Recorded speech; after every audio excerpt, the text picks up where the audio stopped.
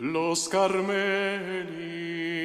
vitis florigera, splendor celi virgo puerpera singularis. Mater mitis et virine scia, Carmelitis esto propitia stella maris. Radix iese germinans flosculum, nos adesse tecum in seculum patiaris. Inter spinas que crecis li. Sí, yo también he disfrutado mucho con estos días en Cádiz, donde yo también le tengo mucho recuerdo pues, a estos conventos de esta tierra. Entre San Fernando y Cádiz he compartido también muchos momentos. Y bueno, hoy terminamos con este plato fuerte, que es un plato denso. Me da pena de que habiéndome acordado ayer, creo que no la tengo, aunque tengo tantas cosas que a lo mejor no sé si la he pasado y no la he visto.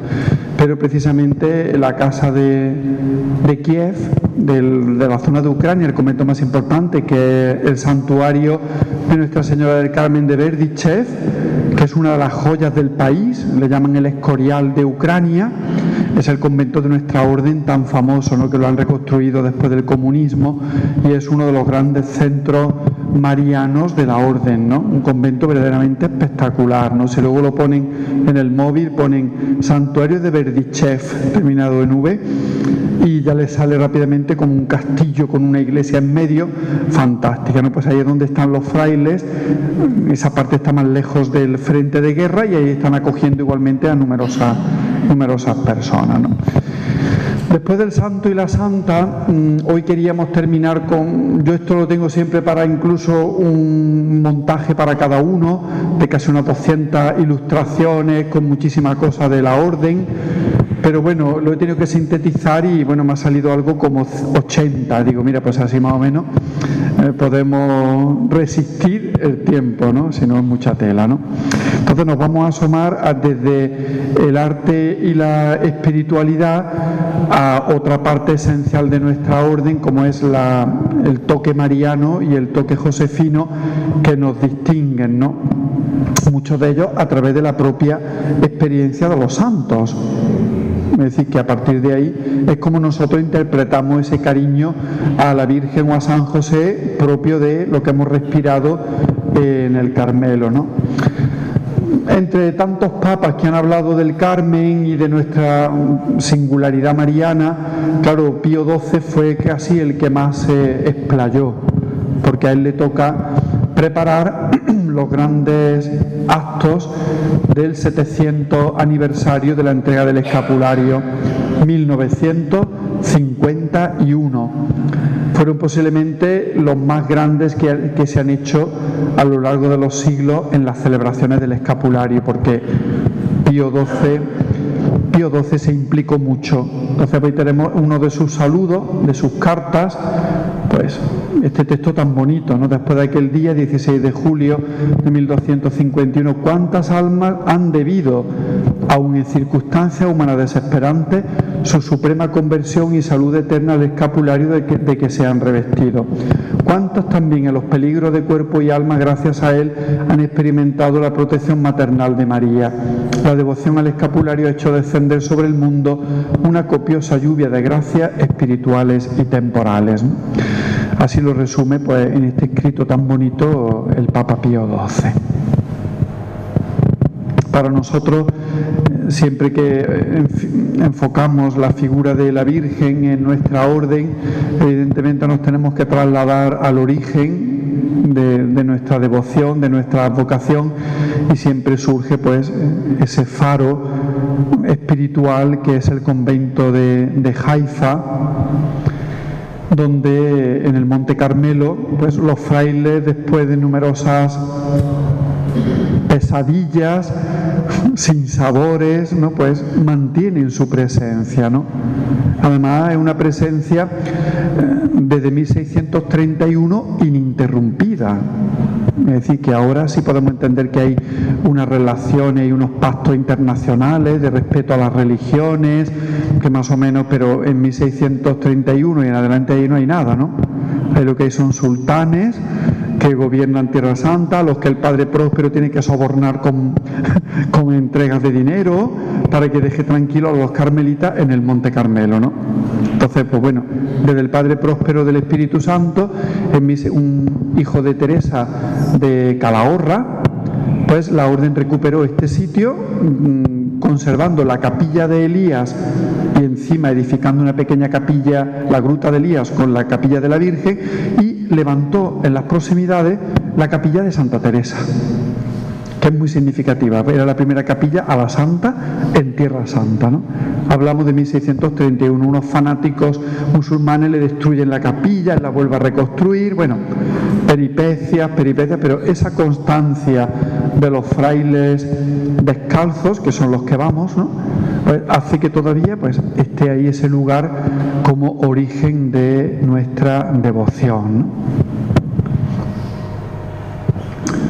Pues aquí la tenemos con esa terminología, la señora del lugar, madre, patrona, hermana, ¿no? Con cualquiera de esos títulos la orden la va a nombrar en sus documentos, siendo, como ahora veremos, la más importante, la última, hermana. Y ese nombre es una aportación del Carmelo, eso es nuestro, ¿no? Y por eso nosotros somos hermanos de la bienaventurada Virgen María del Monte Carmelo. A gala y, como veremos ahora, defendidos, ¿no?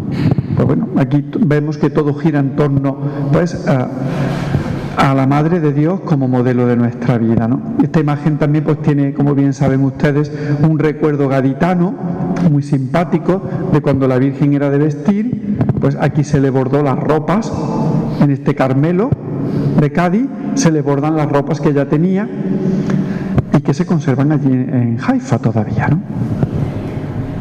Esta imagen, curiosamente, luego hablaremos de ellas, pero está coronada canónicamente en los apartamentos pontificios. Cuando la imagen fue a Roma a restaurarse, el Papa la coronó en su habitación. Es decir, los despachos previos que hay, la estancia, pues previa a su habitación le dejaron la Virgen y él celebró la misa y la coronó en compañía del general de la orden nada más, ¿no? Bueno, nuestra regla lo deja muy claro, vivir en obsequio de Jesucristo imitando a la Virgen María, ¿no? Desde el nacimiento de la orden, en torno, ya saben ustedes que no tenemos fecha fija, tenemos 1200 como año ya en que viven unos ermitaños en las grutas y en la parte alta del Monte Carmelo. El grupo originario de los carmelitas ven en ella la señora del lugar, es decir, le llaman su dama. Aquellos caballeros en el cortejo medieval, su dama por la que ellos van a luchar y dar su vida es la Virgen, ¿no? Se juega con este lenguaje medieval del caballero y la dama, ¿no? Aquellos ermitaños dedican ya la primera capilla, según testimonios que tenemos ya en 1220, que hay un testimonio francés que relatan unos peregrinos que van a Tierra Santa y allí encuentran la capilla dedicada a Nuestra Señora con los ermitaños que se llaman hermanos de la Virgen, ¿no? Entonces ya tenemos testimonios muy tempranos, ¿no? Los frailes serán los hermanos de la Virgen, título a veces discutido fuera de la orden, lo cual ellos defendieron siempre y les obligó a buscar las verdaderas motivaciones marianas para llamarse así, ¿no? La defensa original tiene lugar en la Universidad de Cambridge en ese año 1374, cuando la orden ya está en Europa. Otros teólogos no están de acuerdo con el nombre y piden una defensa, y se hace como se hacía las defensas en la universidad, a favor y en contra, los grupos sentados enfrente en el aula capitular de la universidad, y los frailes, después de varios meses de argumentación, defensa, clases, salen victoriosos con el voto unánime del tribunal diciendo, pues los carmelitas tienen razón, se pueden llamar hermanos de la Bienaventurada Virgen María del Monte Carmelo, ¿vale? Eso fue así, nosotros lo vemos ahora como una cosa muy normal, pero esto, la teología de la época requería una defensa y se hizo por todo lo alto, ¿no? La orden tenía extraordinarios doctores en la Universidad de Cambridge, donde había convento y donde sabemos que la aparición del escapulario a San Simón Estó pues tiene lugar allí, ¿no? En ese sitio, ¿no? Incluso esta cercanía de María hace que se le llame hermana, exaltando en ella la máxima pureza. Se indica de este modo una relación más familiar y cariñosa.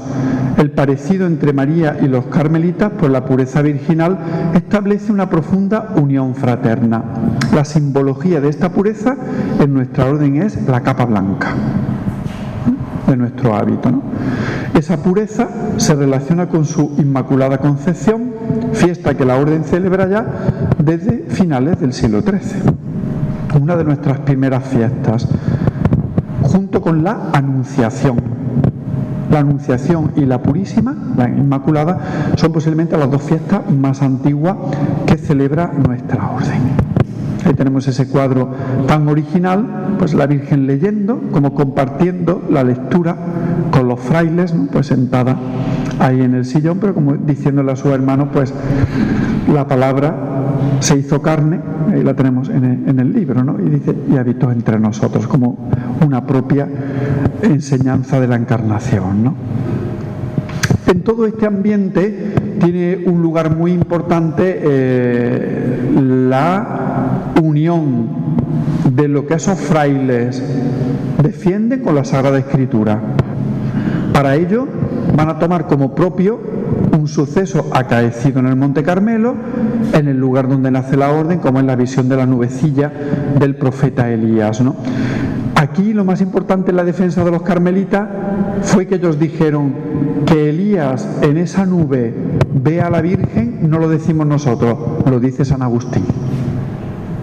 Y los padres de la Iglesia identifican en el comentario de esa nube, que es muy fácil de sacar, claro, la nube que trae el agua, pues es la Virgen que trae a Cristo, que es el agua viva, ¿no? Es decir, los padres de la Iglesia y también San Ambrosio, aparecen varios textos y muchos de los padres orientales señalan que Elías está viendo a la Virgen como una figura de la nueva revelación del Nuevo Testamento, ¿no? Y eso aparece mucho en la defensa de nuestra orden, ¿no? Aquí tenemos uno de los cuadros. En España nosotros no lo tenemos excesivamente desarrollado. Es curioso, pero no es un tema muy del gusto de nuestra iglesia. No sabemos por qué. Se escogen otros motivos de Elías antes que este.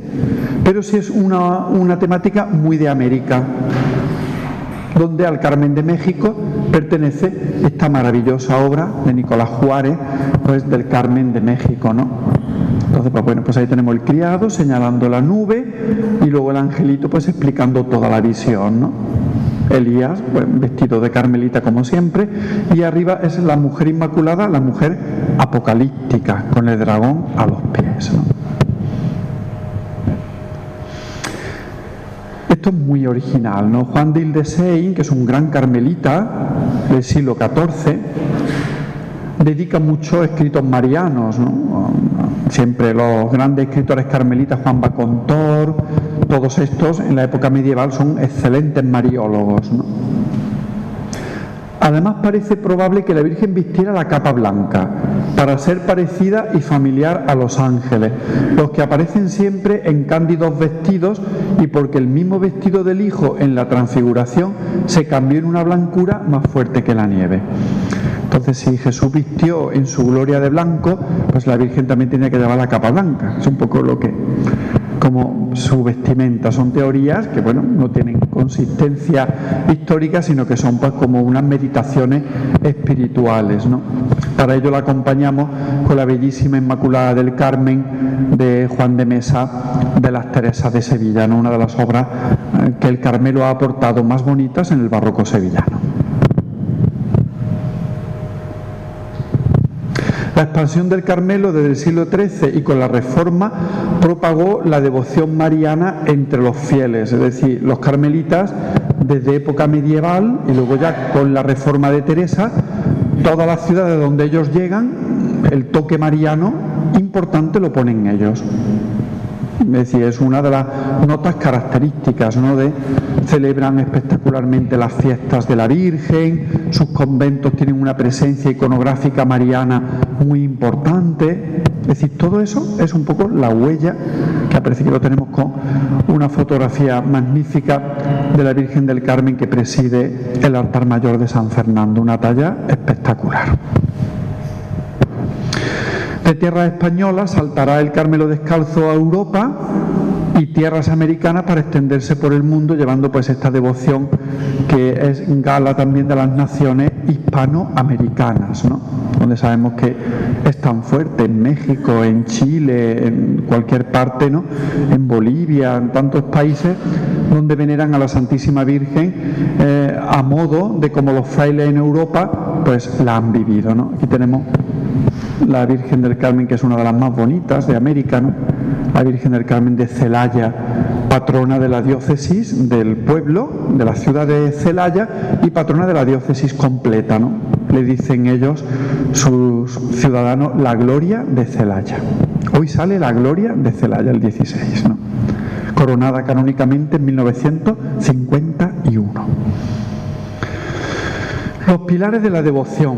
Vamos a ir metiéndonos un poquito en los tres apartados más significativos de la devoción carmelitana, comenzando el primero como un modelo de una escuela de espiritualidad.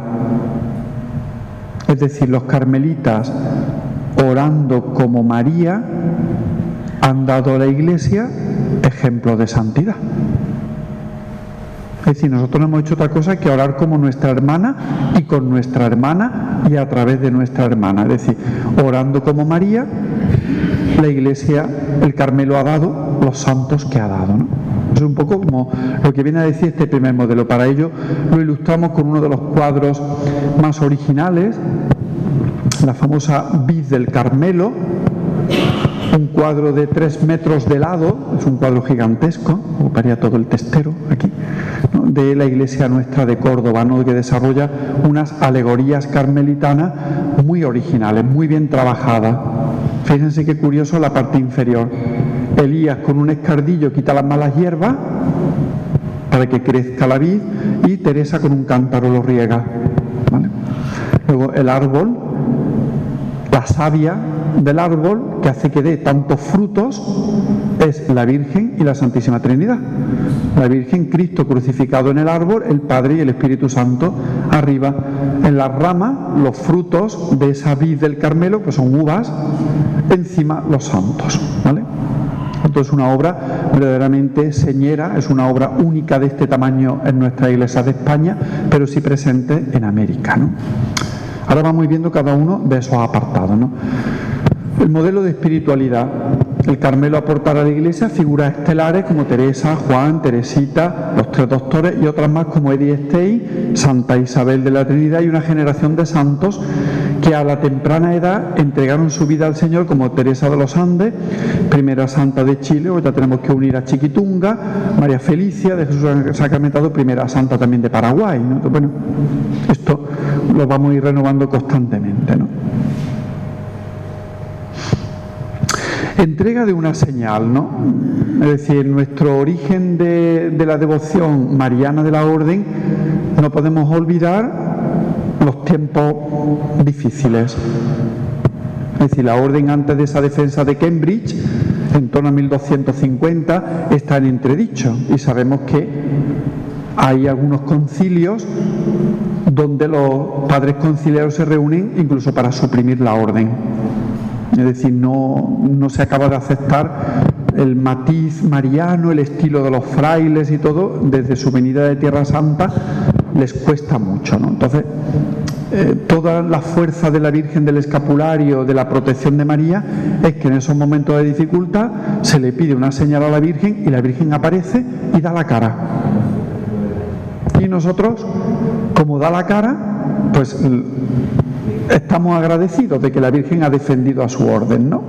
Entonces, cuando Simón Héctor le pide, dentro de lo que hay de parte de tradición y de historia y de todo, pero le pide una señal y ella entrega el escapulario, pero esa señal es que la orden se salva. Es decir, que no se extingue, no la hacen desaparecer, ¿no? Entonces, eso es el símbolo de la protección de María tan fuerte, como aparece igualmente en otro cuadro de México, que lo tenemos aquí, a la izquierda, tan ingenuo pero tan simpático, ¿vale? Del desierto de Tenancingo, en México. Y a la derecha pues ya tenemos una obra pues de las maravillas, ¿no?, de que ha producido el arte, como esta Virgen con el niño del pintor famoso de la corte, de Fernando VII, Vicente López, para la Catedral de Tortosa, ¿no? Una obra, verdaderamente el niño está jugando, la Virgen le ha puesto el escapulario al niño, tan simpático, y él está mirando el escapulario, ¿no? Esta es una señal de salvación para ti y para tus hermanos. Los que mueran vestidos con él se salvarán. Ahí tenemos pues un poco el entorno de la visión.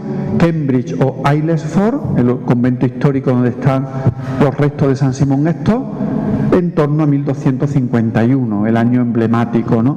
Entonces, bueno, pues esa entrega del escapulario, como les digo, es la gran repercusión y es la gran obra de la iconografía para el Carmelo, ¿no? Aquí tenemos otro cuadro de nuestra misma iglesia de Córdoba, que es la más sofisticada en la iconografía de las que tenemos en España, con una cosa tan curiosa que yo creo que lo pueden ver, ¿no? Ven el Cristo, de su costado ven la sangre cayendo sobre el escapulario, un chorro. Es decir, es una interpretación magnífica, es decir, la salvación siempre va a venir por la muerte de Cristo. Es decir, que esto será una señal de salvación, la Virgen lo entrega, pero la salvación siempre va a ser por la obra redentora de Jesús, ¿no? Entonces, es una obra que no tenemos comparación, es decir, tampoco nos encontramos un cuadro como este, ¿no? Es decir, que son obras muy bien estudiadas debajo, pues todas las ánimas del purgatorio, la iconografía habitual, pero esa parte del Cristo con ese surtidor del costado, ¿no?, pues que cae sobre el escapulario, para interpretar correctamente que quien salva siempre es Cristo, ¿no? La Virgen es mediadora o intercesora. Las palabras de la Virgen en la entrega del escapulario, lo hemos visto, anuncian su intercesión en la hora de la muerte, que alcanzará con el privilegio sabatino el 3 de marzo de 1322, ¿no? La orden, fíjense, qué rápido avanza en todo, cómo va consiguiendo los puestos, es decir, todo lo que se propone defender de sus privilegios marianos, lo va a defender hasta el final, ¿no? Y saldrá adelante, ¿no? Aquí tenemos un cuadro que, dentro de su ingenuidad, veremos que comete un error. Ahora veremos por qué tiene un error, ¿no? Lo que es muy gracioso, San Ángelo se lo han puesto allí detrás, es un cuadro de Italia, pero ahora veremos que este cuadro, dentro de su sencillez, tiene un error que la Iglesia no permite y que la Orden lo tiene que corregir cuando mande pintar un cuadro o representar una escultura, ¿no? Ahora lo veremos después, ¿no? A partir de ahí, pues bueno, pues nace toda esta iconografía. Esta es la capilla de la Orden Tercera de Oporto. Su muro lateral exterior es una llamada a todo Oporto, es un panel gigantesco, todo, imagínense, todo el lateral de la calle Bendición de Dios, por ejemplo, si nos ponemos ahí, todo hecho de cerámica, pero claro, en una plaza donde se ve desde que subes, ¿no? La iglesia de los padres y la iglesia de la Orden Tercera, ¿no? Y invitando a todo Oporto a que se imponga el escapulario. Entonces van subiendo todos, imponiéndose el escapulario, ¿no? Este es el signo de mi confraternidad, ¿no? El signo, que es lo que aparece en latín, al lado, mientras la Virgen se lo da a Simón Stock, ¿no? Se permitía a los carmelitas predicar que los miembros de las cofradías puedan creer que, según el privilegio sabatino, la Virgen María del Carmen los ayudaría con su intercesión y protección el sábado después de su muerte. Esta es la gran creencia del escapulario, es decir, que nosotros pedimos cuando un hermano de la Orden o del Carmelo Saglar fallece el sábado, decimos, tiene enchufe, ¿no? Porque que la Virgen te lleve en el día del sábado para nosotros es lo más grande, ¿no? Aquí es donde aviso del error. En las representaciones artísticas se especifica que la Virgen no podía tocar ella misma las ánimas, ni darle el escapulario, lo hacían los ángeles en nombre de la Virgen, ¿vale? Por eso aquí ya se permite una separación. El niño reparte los escapularios ella a través de los ángeles que se lo dan a las ánimas, pero la otra que hemos visto, un ánima estaba tocándole las piernas a la Virgen, ¿no? Entonces eso habría que corregirlo, ¿no? Más que nada para separar que la Virgen pertenece a la eterna bienaventuranza y el purgatorio está en otro nivel, es decir, no se pueden tocar porque hay una distancia, ¿no? Entonces, todo eso se especifica en los documentos. Es decir, es espectacular, ¿no? Hasta donde los teólogos decían, sí, te permitimos que hables, pero la Virgen tiene que estar en su sitio. Entonces eran las discusiones teológicas entre unos y otros, ¿no? Ni la piadosísima Madre dejará de intervenir para que sus hijos detenidos en el purgatorio por su falta alcancen lo más pronto posible la patria celeste por su intercesión, según el tan conocido privilegio sabatino transmitido por la tradición. Pío XII. Y estos documentos se actualizan, se van actualizando a través de los diferentes papas. Todos ellos, una de las cosas que suelen hacer es confirmar las bulas de los privilegios del escapulario, ¿no? Que casi todos los grandes y todos los papas, bueno, visten el escapulario y pues difunden también las tradiciones, ¿no? Este cuadro, los que vayan por Sevilla a la capilla de San Onofre de la Adoración Perpetua, este pertenece a la Adoración Perpetua de San Onofre, una pintura de Juan de Espinal maravillosa. Florecillas entrañables, ¿no? Esta cosa de vivir con la Virgen como hermana hace que la Virgen tenga una presencia en la orden que es digna de resaltar cosas que no vemos en las demás órdenes, ¿no? Lo que son las florecillas de la Virgen, ¿no? Numerosas historias, tradiciones de cómo la Virgen ha aparecido en el coro rezando con los frailes, cómo la Virgen ha estado comiendo con los frailes, cómo la Virgen se pasea por el claustro con los frailes. Todo eso aparece en las relaciones de los grandes monasterios de la orden en la época medieval, ¿no? Que algunos puedan tener una parte de leyenda, de tradición, bueno, pues, pero eso es signo de ese trato tan cercano con María, ¿no? Aquí tenemos esa aparición famosa en el coro, lo cuentan que pertenece a algún convento en Flandes, donde la Virgen, mientras los frailes rezaban, a cada uno le daba algo referente con sus virtudes. A uno la vara de azucenas porque era muy puro en sus pensamientos, en su forma de vida. A otro le daba un pedazo de pan porque era muy eucarístico en sus meditaciones. A otro aquella manzana porque había luchado contra las tentaciones y el pecado. La Virgen iba repartiendo como con un canasto a cada fraile en lo que había destacado, ¿no?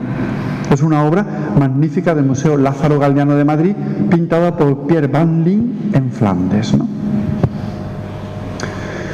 Bueno, las tradiciones de la orden son espectaculares. Miren qué parecido este árbol del convento de Morelia, en México. Fíjense qué tamaño tan descomunal de la vid del Carmelo, donde la santa aparece de rodillas y Elías y Eliseo, como que le han dicho a la santa, tú descansa del campo, y que Elías y Eliseo escarben y rieguen, ¿no? Y la santa está ahí muy contemplativa en la parte inferior, ¿no? Allí tenemos los mártires del Monte Carmelo, los santos, santas, la tradición que vincula a los cardenales, los papas con el Carmelo, etcétera, etcétera, ¿no? Es una auténtica belleza de pintura, ¿no? Bueno, Estrella del Mar, ¿no? Papel de los conventos de la costa. Aquí en España pues nosotros tenemos un protagonismo muy importante, incluso si cabe más que Italia, en que la Virgen del Carmen sea la Virgen del Mar, relacionada como patrona de todos los pescadores, de la Armada, de la Marina, etcétera, ¿no? Y aquí tenemos pues esos conventos que son como los 4 principales. San Fernando y Cartagena fueron cruciales porque estaban los departamentos marítimos. Entonces, al estar el departamento marítimo, los almirantes tenían mucha importancia en las decisiones, ¿no? De hecho, el de Cartagena es el primero que manda que en los galeones a América ya solo se lleven alcancías para pedir con la Virgen del Carmen, como única patrona de los navegantes, ¿no? Ya se quita a San Telmo, a San Juan Nepomuceno, incluso había algunas de la Virgen del Buen Aire, diferentes advocaciones, en algunos casos la Virgen del Rosario, pero ya a partir de los distintos departamentos ya se unifica, y ya lo tenemos gracias al convento de Cartagena, y en segundo lugar al convento de San Fernando, por mediación del Marqués de la Victoria, que se manda a enterrar en nuestra casa, ¿no? Y él también hace que todo lo que salga para América lleve también el sello de que sea la Virgen del Carmen la protectora, ¿no? A partir de aquí, pues bueno, ya tenemos uno de los signos identificativos de nuestra devoción, de la presencia de la Virgen como patrona de numerosas localidades costeras. Ahí tenemos algunos ejemplos, ¿no? Y luego, pues su procesión tan usual, ¿no? Aquí tenemos la parte del documento del 23 de abril de 1901, cuando se hace efectiva la declaración de la Virgen del Carmen como patrona oficial de todo lo que es la marina en general y de los pescadores, de todo, ¿no? Ahí tenemos ya por fin el mandato y la declaración oficial, ¿no? Con la Virgen del Perchel de Málaga en una foto real, no montada, es decir, ella está dando la vuelta, bendiciendo las aguas del puerto de Málaga, y desde el barco de la parte alta se le hizo la foto, no es una composición, ¿no? Dentro de este apartado, pues ahí tenemos la participación de los laicos, cómo entra en este mundo carmelitano para alcanzar los privilegios, ¿no? Después de la Orden Tercera se abre el abanico para que los laicos puedan participar de las gracias, que todos puedan vestir el escapulario, no solo las tres órdenes: primera frailes, segunda monjas y orden tercera actualmente Fraternidad del Carmelo Seglar, ¿no? Ya se tiene que abrir a los laicos porque todos quieren participar. Aquí es muy, muy gracioso porque muchos de los frailes mayores te identifican a todos los que están ahí, ¿no? Eso es un noviciado de Úbeda del año 56, me parece, con la Virgen de la Candelaria de Sevilla, que se llevó porque en la Guerra Civil se perdió la de Úbeda, y mientras los frailes de Sevilla le prestaron la Candelaria, ¿no? Y la sacan en procesión hasta que se hizo la nueva, ¿no? Fotos tan curiosas de época, ¿no? En este origen, nosotros los que se adelantan primero, incluso a los españoles, son los italianos.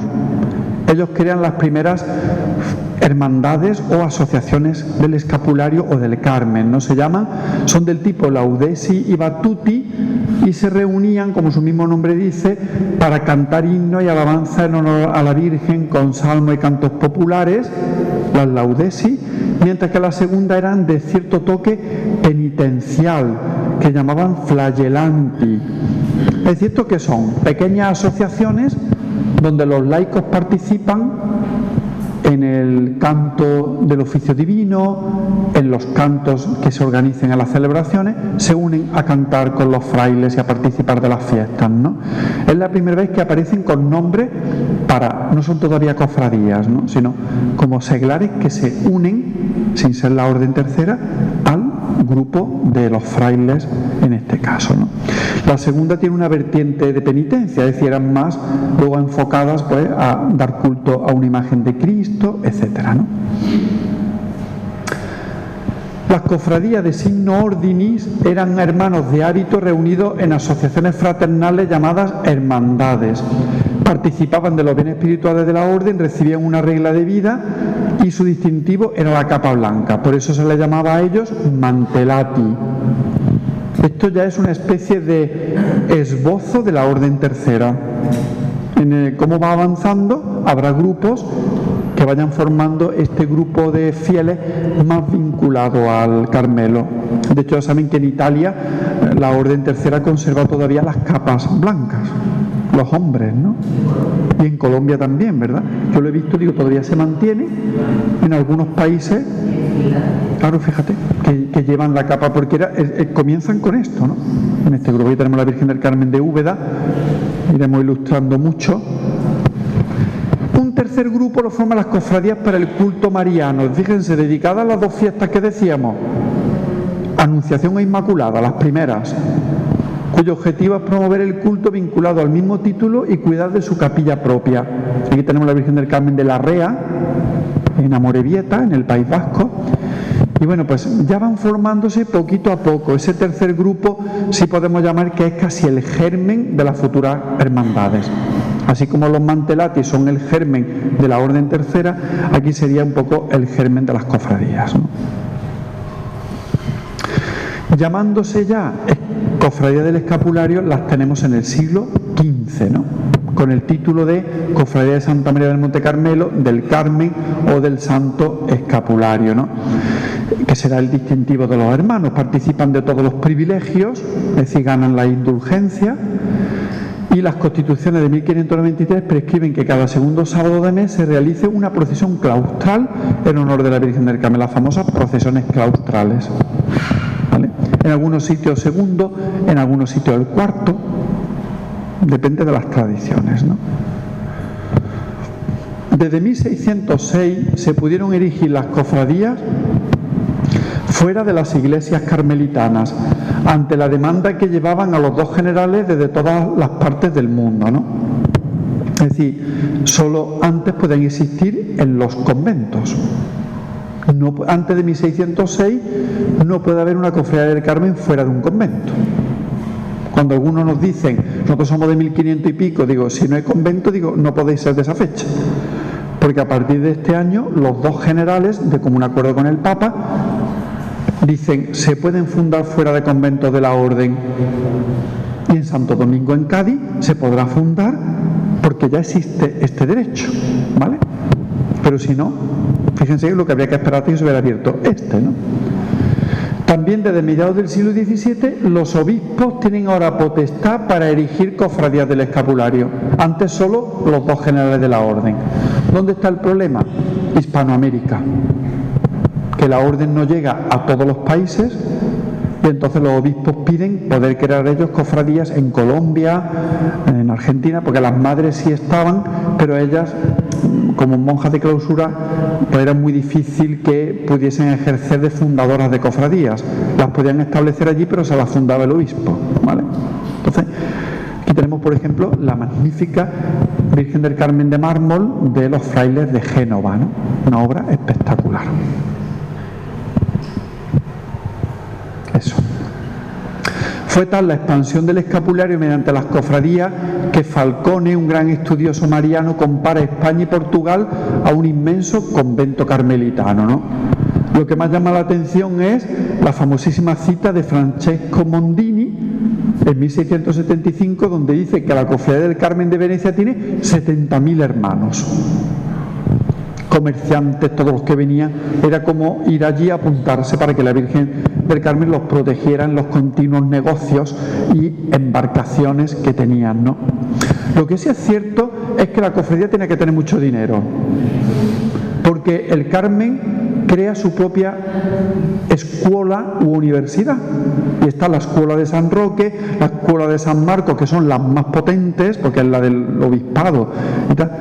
Y sin embargo el Carmine crea la suya con las pinturas maravillosas del Tiepolo, que era el mejor pintor, y entonces claro, pagar esto y tener esa escuela significaba que la cofradía verdaderamente era muy potente, ¿no? Tenemos esa tradición que ya sabemos de Italia, donde el Carmen se representa de Inmaculada, ¿no? Fieles a aquellas primeras fiestas de la orden, ¿no? La reforma teresiana muy pronto se unirá también a la creación de las hermandades del Carmen, y de hecho pues tenemos la constancia de conventos que se fundan, como puede ser el Santo Ángel de Sevilla del 87, y sabemos que en el 88 ya tiene hermandad del Carmen con crista propia para enterrarse, ¿no? O sabemos la de Baeza de 1606, la de Burgos también de 1595. Muchos conventos instaurarán pronto su hermandad del Carmen, ¿no? Aquí tenemos la de Sevilla en una de sus salidas procesionales, ¿no? Retomamos lo que veíamos, ¿se acuerdan, verdad? Perfecto, ¿no? En algunos casos, muy parecido a lo que hemos visto antes, que había cofradías que eran de gloria y de penitencia, nos encontramos con casos particulares como Bujalance y Lucena, que tenían hermandad de penitencia y de gloria a la vez y procesionaban un día de Semana Santa. Por ejemplo, en Lucena el miércoles santo, en la que salían la borriquita, el nazareno, el crucificado, la humildad y paciencia, la dolorosa, San José, San Elías y el Carmen. 8 o 10 pasos. Cada orden religiosa tenía un día, los dominicos en su día, pues imagínense, Santo Domingo, todo. Cada orden tenía un día de la semana en Lucena, ¿no? Entonces, aún ellos siguen saliendo hoy el miércoles santo, la borriquita, Humilde de Paciencia y la Maravillosa Dolorosa, atribuida a Pedro de Mena, pero el Carmen lo sacan el 16 de julio, ¿vale? Ya no salen en ese día, ¿no? Los conventos de Descalza acogerán también en muchas ocasiones las hermandades del Carmen, como sucede en lugares donde los frailes no llegaron: Fuente de Canto, Bujalance al perderse de los padres, Teruel o Santiago de Compostela, ¿no? Es decir, las monjas se van a hacer cargo cuando no llegan los padres, ¿no? Bueno, Decor Carmeli, ¿no? Es decir, lo que les decía, nuestras iglesias se van a enfocar, toda ella concebida para la hermosura, reina y hermosura del Carmelo, ¿no? Es decir, todo se concibe como un canto, pues un poco hacia la Virgen, que preside todo la visión de la iglesia, ¿no? En este caso del Carmen de Cádiz, y muy en la moda del barroco europeo, es la Virgen y la Eucaristía los focos principales de la iglesia, ¿no? ¿Vale? Pero todo el retablo está concebido como un canto, pues, a la Virgen, en este concepto que vamos a ver rápidamente.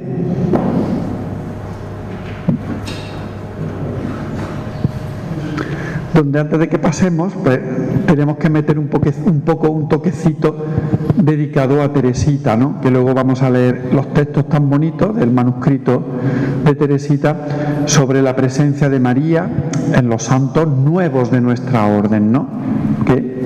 ¿Qué pasa? No lo he tocado tanto porque ellos, a efectos de iconografía, no tenemos nada, ¿no?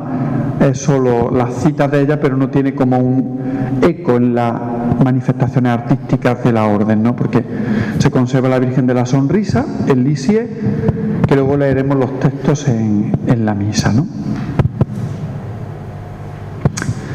Cuando uno lee los manuscritos de Teresita, lo que más te llama la atención es que el último que escribe en su vida es este. El último billetito lo manda a escribir detrás de una estampa de la Virgen, y es este, ¿no?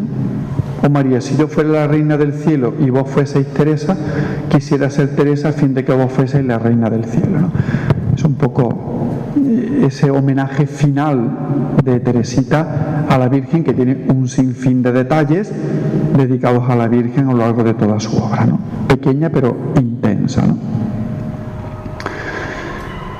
Aquí tenemos esta fotografía tan significativa, ¿no? De Chiquitunga en su toma de hábito, que tiene esa expresión radiante, ¿no? De felicidad, de una cosa interna que no le cabe, ¿no?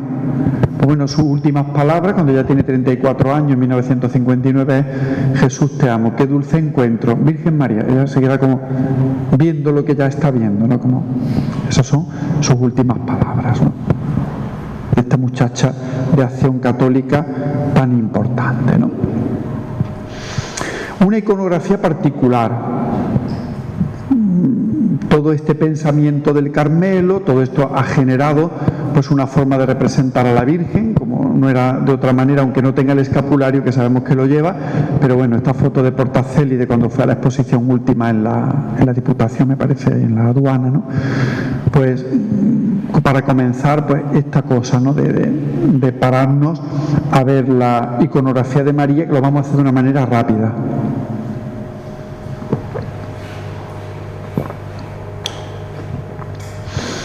Bueno, cuando la orden va diseñando los edificios, yo les digo que toda la iglesia es como un canto, yo pienso que aquellos frailes, a veces pienso que tenían un dron,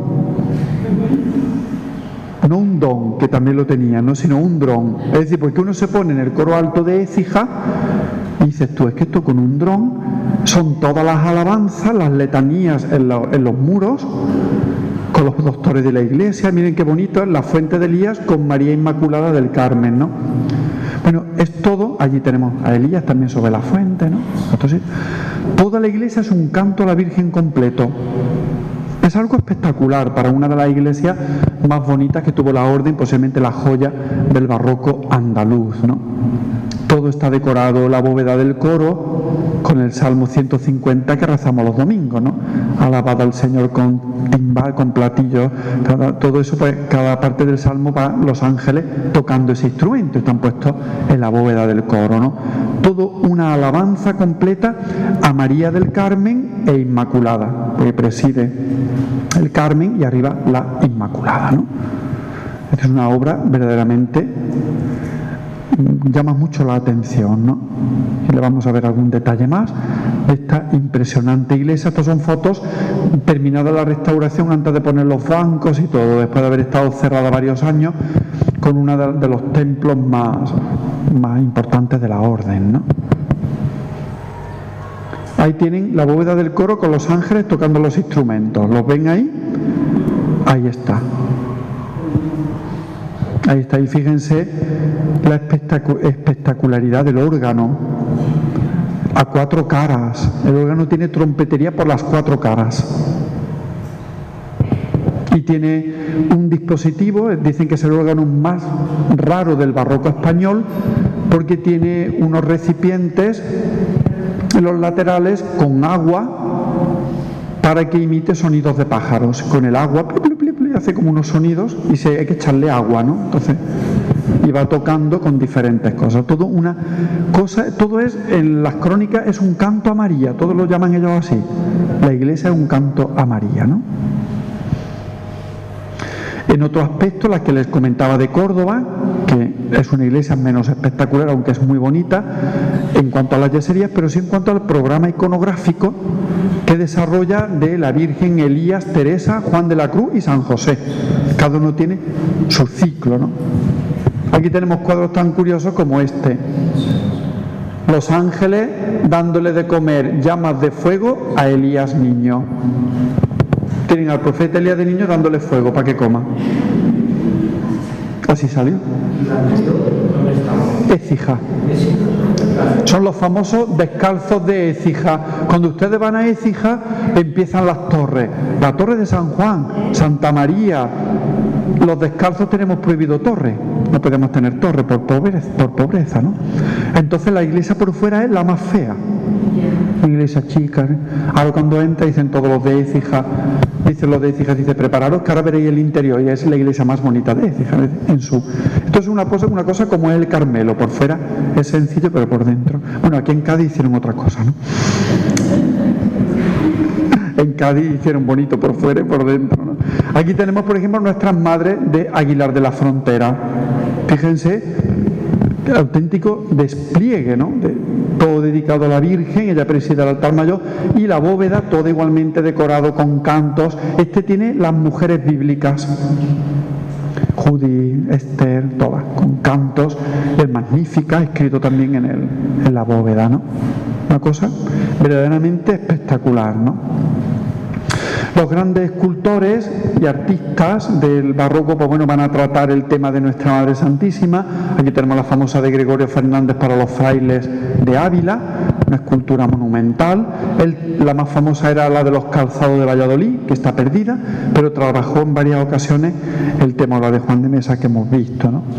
Desde ahí también pues hasta los modelos más populares. Está la Virgen del Carmen clásica. Aquí me parece que está en la iglesia de Santiago, me parece que es este modelo, la de Font. Esta es de madera, luego está la versión sacada en olot de serie, pero estos son ya solo los modelos más populares, y fue esta la de Medina del Campo. O esta tan simpática de Zamora, ¿vale? La Hermandad del Carmen de Zamora, que cuida de su propio templo en Zamora, ¿no?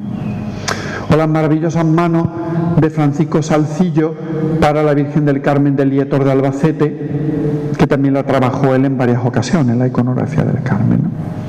Aquí repito, pero para ponerle como pasaba aquí, es decir, en muchas de nuestras casas la comunidad tenía su propia imagen. Aquí la maravillosa, todavía sin restaurar, del Santo Ángel de Sevilla, aquí Portaceli, en San Fernando la que hemos visto, imágenes que eran de la comunidad, imágenes no procesionales, y luego estaba la que encargaba la cofradía, que es la imagen de devoción por su procesión en la calle, etcétera, ¿no?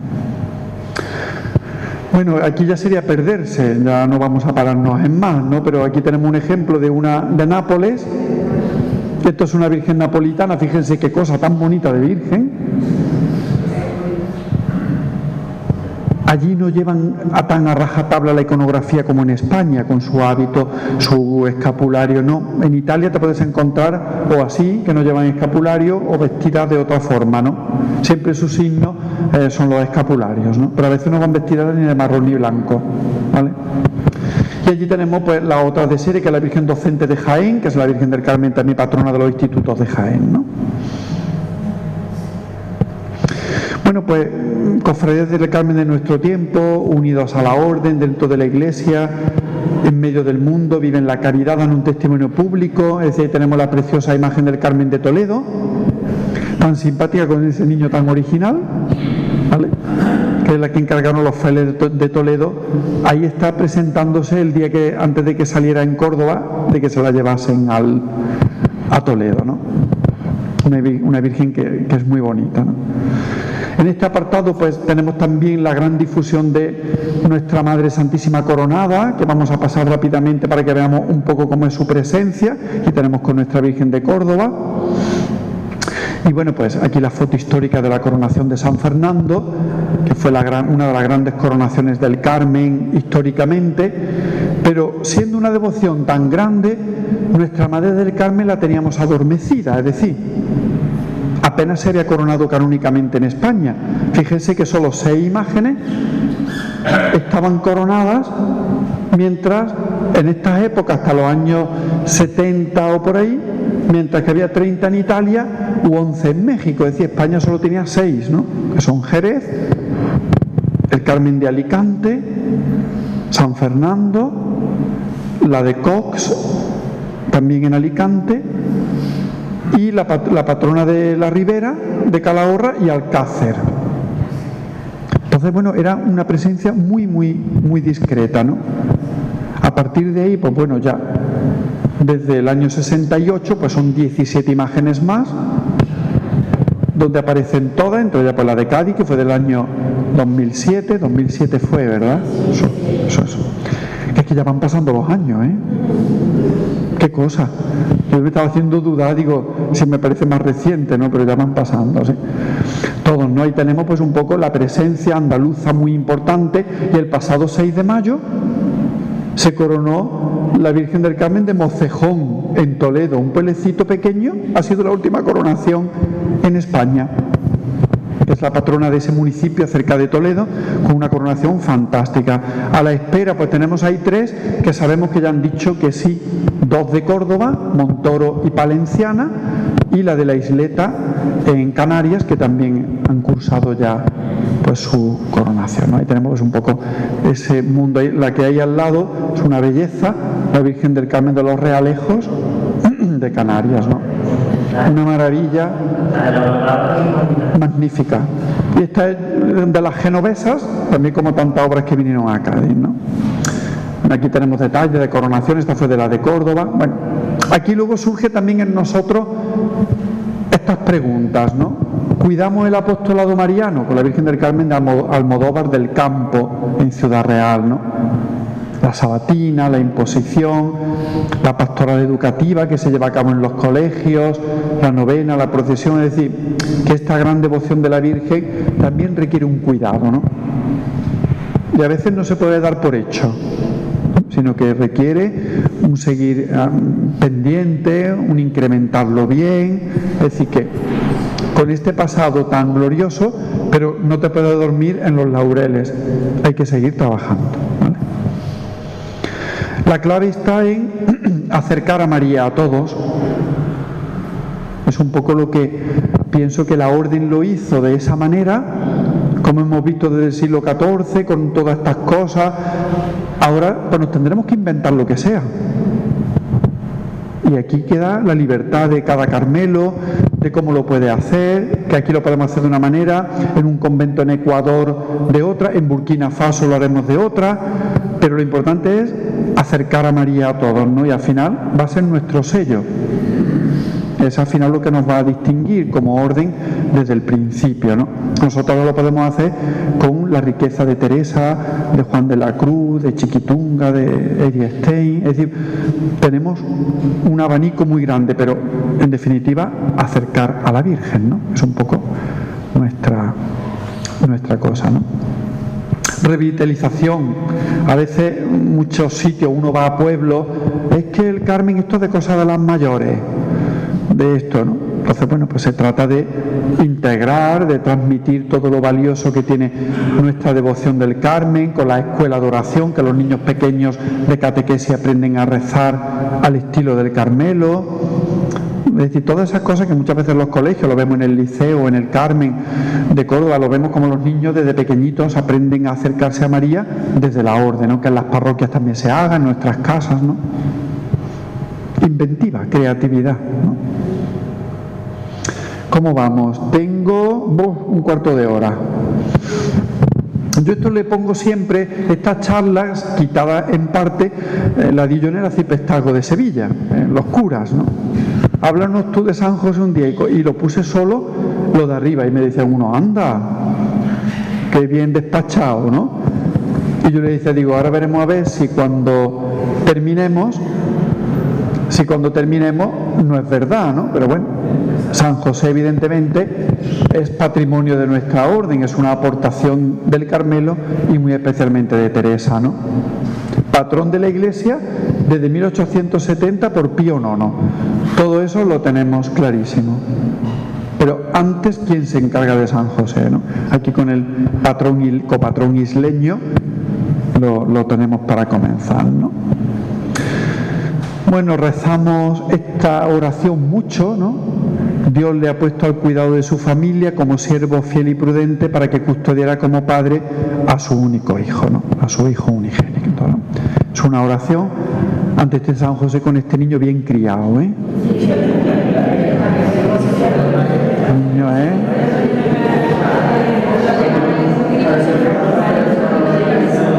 Ese es. Pero fíjense qué San José tan bonito, ¿eh? De cara. Este es el que remata el retablo mayor de Córdoba.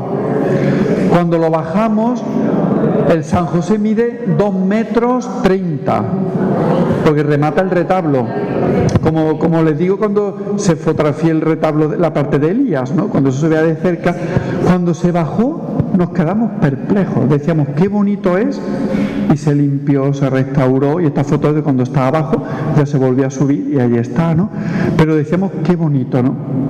Cómo hace el Carmelo una aportación tan bonito al arte josefino, que se atribuye a Risueño de Granada en torno a 1680, ¿no? Esto es precioso, ¿no? Se llama Los primeros pasos del niño Jesús, ¿no? La Virgen lo va soltando y San José lo va a coger. ¿Quién puede hacer esto? Solo una mujer, la Roldana. Esto es de la Roldana, ¿no? Esto, cuando lo pongo, siempre gusta mucho, porque la encíclica Redentoris Custos de Juan Pablo II, que se hace en 1989 en el centenario 1889 de la de León XIII, cuando se nombra patrono a San José. Juan Pluries, creo que se llamaba la encíclica primera, ¿no? Entonces, en uno de esos apartados, Juan Pablo II habla de colaborador activo, de que sea verdaderamente que San José no está ahí de adorno. Y me gusta acompañarlo de estas escenas cariñosas donde San José, como su padre para todos, pues estaba pendiente del niño Jesús, ¿no? El grupo es así de pequeño, ¿eh? Es una hornacina de terracota así de pequeña. Si lo quieren ver al vivo, al Museo de Bellas Artes de Guadalajara. Ahí está. Son dos escenas de la Roldana. En el silencio, en pobreza, en la caridad, la figura de San José se va analizando de esta manera. Este es el de la Casa General de nuestra Orden en Madrid, el convento de Madrid de San Hermenegildo. Luis Salvador Carmona hizo este maravilloso San José de los frailes de Madrid, ¿no? El trabajo, expresión del amor, Todo esto son detalles de los documentos papales, ¿no? De cómo habla, porque tenemos una pintura contemporánea, no muy reciente, pero sí contemporánea, donde pues José observa el trabajo de Jesús tan atentamente, ¿no? En el primado de la vida interior, ¿no? Es decir, aquí también un apartado muy bonito de San José contemplativo. Es precioso tanto en la de León XIII como en la de Juan Pablo II o en la del Papa Francisco, es decir, los diferentes documentos pontificios. Para este San José de Martínez Montañés de las Teresas de Sevilla, ¿no? Es decir, una auténtica preciosidad, ¿no? Además, una cosa muy bonita, que se parezca a Jesús. La idea es que José se parezca a Cristo, ¿no? Esto explica por qué Santa Teresa de Jesús, la gran reformadora, se hizo promotora de la renovación del culto a San José en la cristiandad occidental. Esto es de los documentos del Papa. Es decir, esto aparece cuando se habla de la devoción, a la santa se le concede pues todo lo que el papel que ella tiene, ¿no? De dejarle a ella como promotora de la renovación de la devoción a San José, ¿no? Es decir, los documentos pontificios le conceden no nuestro cariño de fraile, sino la Iglesia le reconoce a Teresa haber resucitado al pobretico de San José, ¿no? Patrono de la Iglesia de nuestro tiempo, ¿no? El precioso San José del Carmen, ¿no? Entonces, bueno, pues no un patrono de la Iglesia como alejado, ¿no? Sino de nuestro tiempo, un santo patrono trabajador, sencillo, humilde, un patrono para nosotros, para nuestro tiempo, ¿no? Es efectivamente el legado de Santa Teresa. Este cuadro tiene todo el arte. Es que le han puesto los mismos ojos a San José y a la Santa, ¿eh? El pintor, que no era muy bueno, tenía su gracia, pero este cuadro, que lo descubrí en las Carmelitas de Cuenca, me llamó mucho la atención. Digo, fíjate qué cosa tan bonita, ¿no? Lo vimos el primer día en la pintura del Guido Reni, que estaban los dos también así puestos. Pero esto es una obra que se encarga muchas veces por eso, para mostrar esa relación, esa sintonía entre la Santa y San José, ¿no? Que es el legado de Teresa, ¿no? Pues con sus famosas frases del libro de la vida, el capítulo 3 y 4, me parece que es donde se condensa toda la espiritualidad josefina de la Santa, aparte luego de la cantidad de florecillas que la Santa tiene en las fundaciones, en todo donde San José está presente a lo largo de toda la vida de Teresa, ¿no? Innumerables detalles, ¿no? Y sobre todo la frase, tomen por abogado a San José, ¿no? La famosa cita del libro de la vida, donde si Cristo le estuvo sujeto en la tierra, también le estará sujeto en el cielo a cuanto le pidan, ¿no? ¿Por qué he puesto este cuadro? Porque es una obra muy curiosa, también del Tiepolo, ¿no? Donde aparece la Inmaculada presidiendo, San José en la parte derecha y a Santa Teresa se la han puesto al lado, ¿no? Con San Pedro de Alcántara detrás. Es una obra muy curiosa. Está en el Museo Histórico de Viena.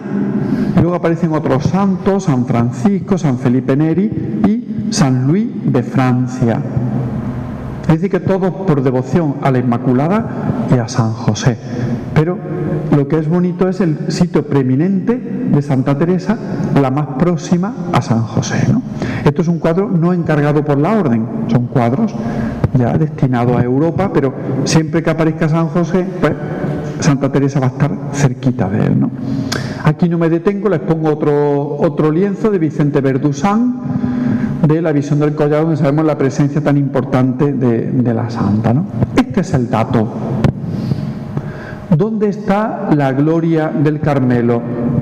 En que de no haber ni una iglesia, España en 50 y tantos años tiene 200 Carmelos bajo el nombre de San José.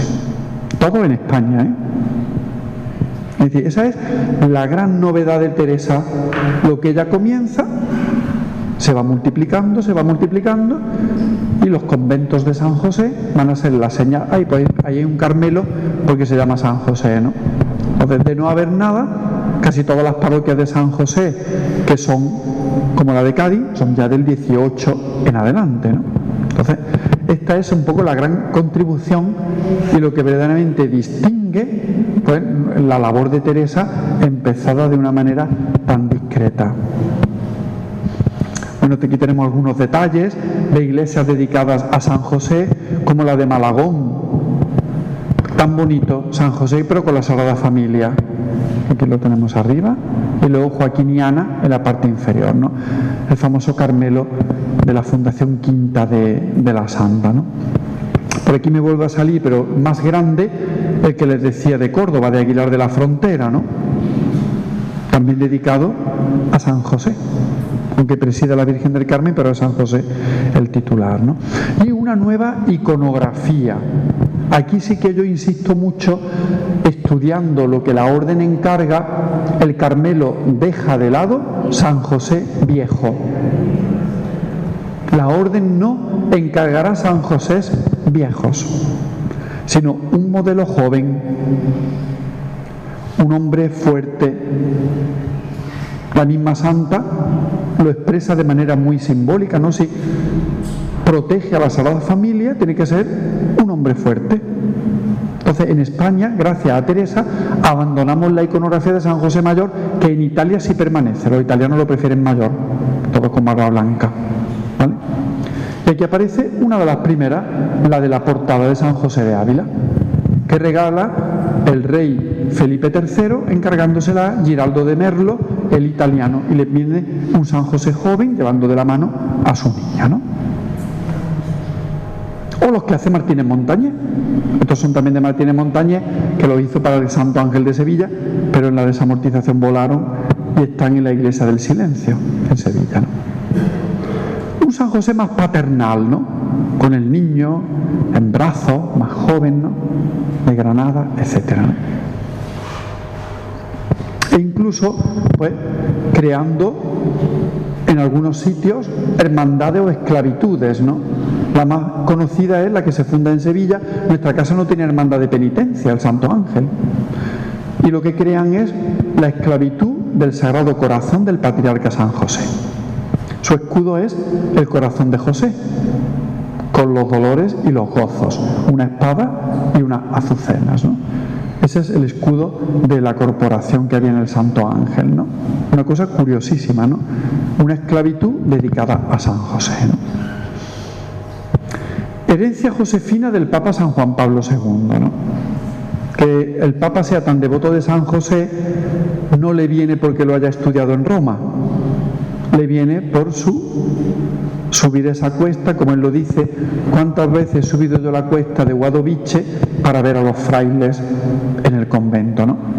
Y de su visita a esta casa le nace a él la devoción a San José. Ahí lo tenemos, el San José del altar mayor, una iglesia de finales del siglo XIX, y con el San José que preside y al que el Papa en su testamento le deja el anillo que lo tiene puesto en el cuadro, incrustado en la mano del santo, ¿no? Es decir, él tiene ese detalle de decir: mi anillo va hacia el San José que yo desde pequeño he subido a rezarle, ¿no? Esto es otro de estos muchos detalles de cómo el Carmelo contagia, aquí en este caso al Papa, a tantos, ¿no? Es decir, nuestra presencia no solo mariana, sino también josefina, que lo llevamos por todos sitios, ¿no? Y que es nuestro legado y que nos diferencia, ¿no? Todo enriquecido desde la experiencia de Teresa, Juan de la Cruz, Edith Stein, Teresita, etcétera, ¿no? Gracias por la paciencia.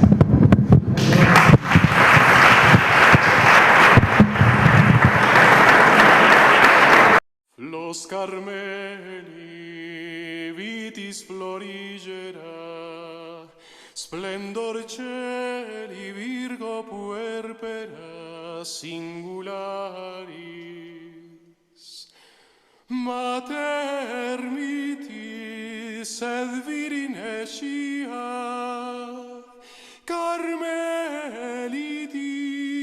esto propitia stella maris, radix iese germinans flosculum nos adesse tecum in seculum patiaris. Inter spinasque crecis lilium serva puras mentes fragilium tutelaris. Armatura fortis pugnansiunt, furunt vela tende presidium scapularis. Per incerta prudens consilium, per adversa juge solatium largiaris.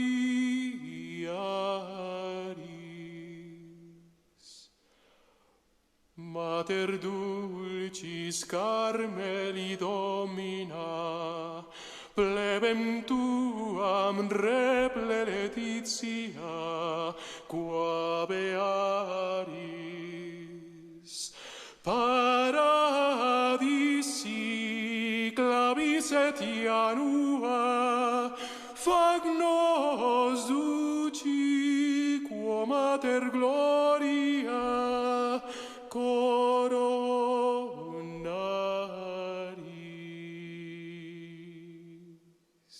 Flos Carmeli vitis florigera, splendor celi Virgo puerpera singularis. Mater mitis et virine scia, Carmelitis esto propitia stella maris. Radix iese germinans flosculum, nos adesse tecum in seculum patiaris. Inter spinasque crecis lilium serva puras mentes fragilium tutelaris. Armatura fortis pugnansiunt, furunt vela tende presidium scapularis. Per incerta prudens consilium, per adversa juge solatium largiaris.